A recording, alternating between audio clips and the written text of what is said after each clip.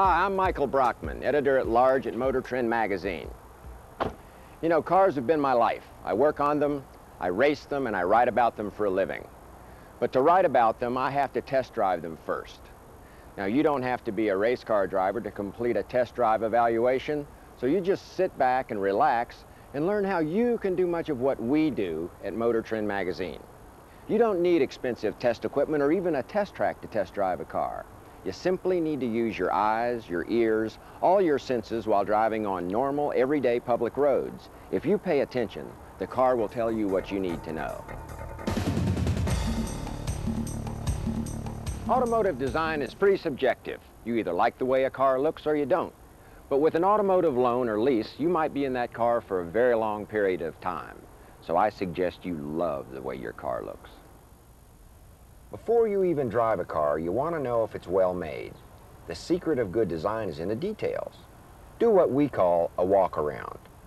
Do head and tail lamps, mirrors, door handles, and air dams fit into an overall look, or do they look like afterthoughts? Check fit and finish. Do the seams line up? Do doors open and close easily? Do they close with a solid sound? The door handle should be easy to operate, and the door should open wide enough to make getting in and out very easy.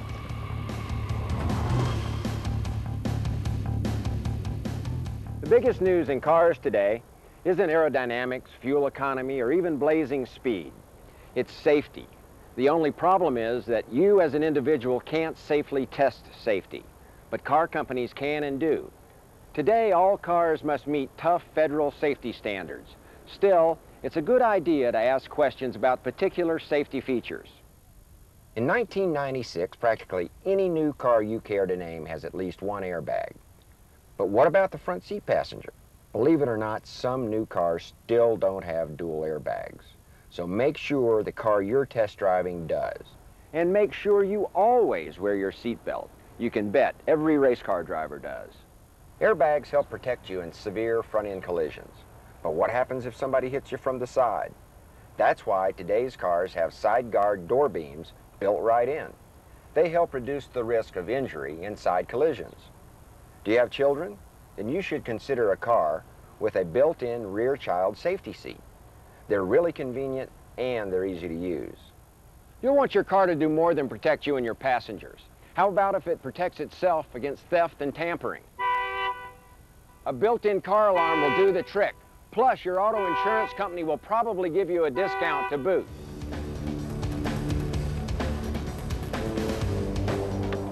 When I test drive a car, this is my office, and I want to know where everything is. A well-designed interior requires good ergonomics, and that means that you're comfortable behind a wheel, and it also means that controls and switches are easy to operate and reach, so you don't have to stretch and search while driving. For starters, can you see the gauges? Are they large enough to be read easily? How about the steering column? If it adjusts, you're going to feel more at home. Be aware of little things like turn signals, horns, lights, speed control, and wiper switches. Now, all this may sound trivial, but if controls are easy to use, it'll make driving safer and more fun at the same time. The shifter should fall readily to hand, whether it's an automatic, a manual, or a dual mode system like AutoStick. Oh yeah, that part's coming up soon. Be sure to check your sight lines all the way around. The better you can see, the safer you'll be. Good seating should be firm, but not hard. It's simply amazing how many otherwise well-designed cars have seats that just aren't comfortable. Nowadays, seats move more than just forward and back. Look for 6-way and even 8-way adjustments. Up, down, bolster, lumbar, you name it, because the more comfortable you are, the more you're going to enjoy driving, especially over long distances. Whether you're 6'5" or you're 5'6", your shoulder belt should be across your chest, not on your neck. That's why more and more automakers are making adjustable seat belt anchors in their cars.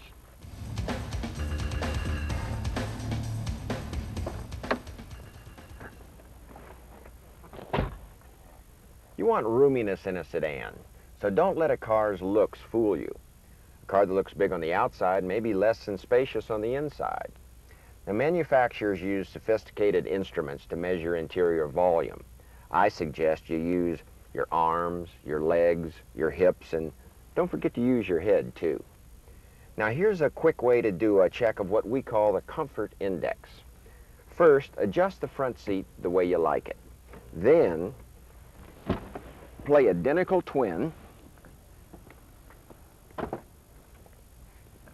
in the back seat. Got room? Feel cramped? Forget cubic feet. Can you see your feet? This is what's called usable space. Looking at a sport coupe? Then rear seat roominess probably isn't a major priority. Still, it's nice to occasionally carry a friend or a duffel bag. That's why a split folding rear seat is good to have.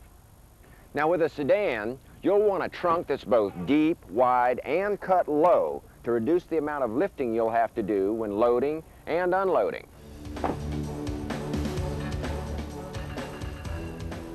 Three last things before beginning that test drive. First, make sure you're wearing your seat belt. Second, check out the climate control system. It should be powerful with well-placed vents so you can quickly heat or cool the entire interior, delivering air to every passenger, including the back seat passengers. The best systems feature automatic temperature control, which make things really easy year-round. Side mirrors should be heated to minimize the effects of fog, frost, and ice on rearward visibility. Some windshields and rear windows feature solar control glass that helps keep interiors cooler by reducing the effects of the sun's ultraviolet and infrared energy. Try to remember which features are standard, optional, or simply not available.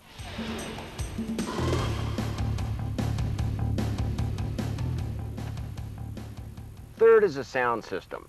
Like the climate control, it should have enough range to cover highs and lows to accommodate taste from hot rock to very cool jazz. After you've learned the sound system, you'll also want to know how easy it is to operate while you're moving. You'll want to test it while you're driving, road noise and all. Okay, we're finally ready to hit the road. After you've turned the key, stop and listen to the engine for a minute. In fact, keep listening as you continue to drive. Listen for road noise, wind noise, and tire noise. That's the sound of the car in the road talking to you. Now, some people like a car to be as quiet as possible, while others like the sound of all-out performance. Regardless, if you listen, you'll learn a lot. Speaking of all-out performance, people expect to find it under the hood, where advanced engine technology is becoming more and more mainstream, with multi-valve, overhead cam, electronically fuel-injected engines becoming the rule rather than the exception. But performance technology is reaching beyond the engine to embrace items like the transmission as well. Some cars, like certain exotic Porsches and the Acura NSXT, are offering dual-mode transmissions that give the driver the choice of either conventional automatic shifting or clutchless manual shifting. The good news is that these types of transmissions will be appearing in more and more affordable cars like the new Eagle Vision TSI, the first sedan to have a dual-mode transmission, and they call it AutoStick. So how do you test a transmission like AutoStick? First, find an interesting, fun-to-drive road, one with twists and turns and maybe even a hill or two thrown in for good measure. Leave the transmission in automatic mode. Let the transmission shift when the computer tells it to. A seamless 4-speed automatic transmission for those times when you don't want to be concerned about shifting gears. Now for the fun part. Let's drive the road in manual mode. Just shift down one position from drive to AutoStick. Put your foot into the accelerator, watch the tach as the RPMs increase, then flick your wrist to the right to upshift. Heading for a hill or a tight turn? Flick your wrist to the left and feel the transmission downshift on command. Then continue to power up the hill or through the turn. At no time did my left foot touch the clutch pedal. That's because with AutoStick there is no clutch pedal.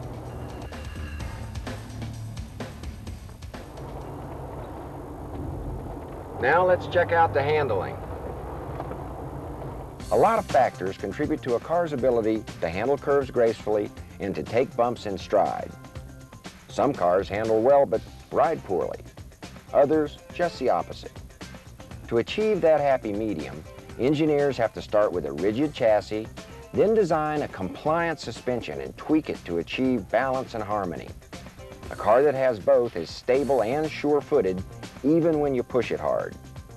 When a car is good, problems are minimized. When a car is not so good, you'll know it quickly.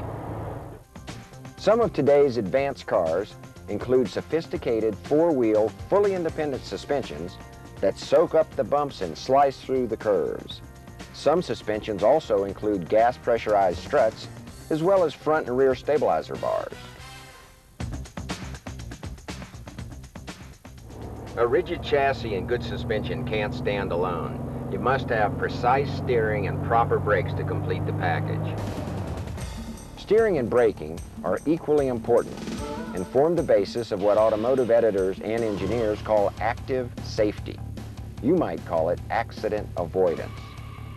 Obviously, steering characteristics vary from car to car, but you should expect it to respond to your input. Some cars now feature speed-sensitive, variable assist steering, which gives you more road feel at highway speeds and less effort at lower speeds. You know, steering is important, but so is braking. In most cases, smooth, steady pressure to the brake pedal will ensure short, straight stops. But in an emergency, you can now have anti-lock brake systems, or ABS, to assist you. In a panic stop, you'll feel a pulsing or a shudder in the brake pedal. That's okay. It's only the action of the computer preventing the wheels from locking up. Keep your foot on the brake and steer around if something's in your path. We don't advise panic stops and test drives.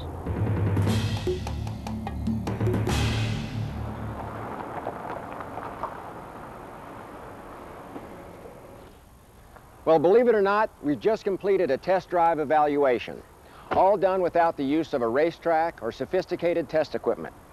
Now, there's a lot of good product out there, so to find the vehicle that's right for you, here's all you have to remember. Quality of design and assembly, safety features, ergonomics, roominess, and performance technology like ride, steering, handling, and braking. Now, I know that sounds like a lot, but it's really simple if you pay attention and use all your senses. Now, just ask yourself, how does this car make me feel? And how does it compare to the other cars that I'm interested in? Now you know what you have to do.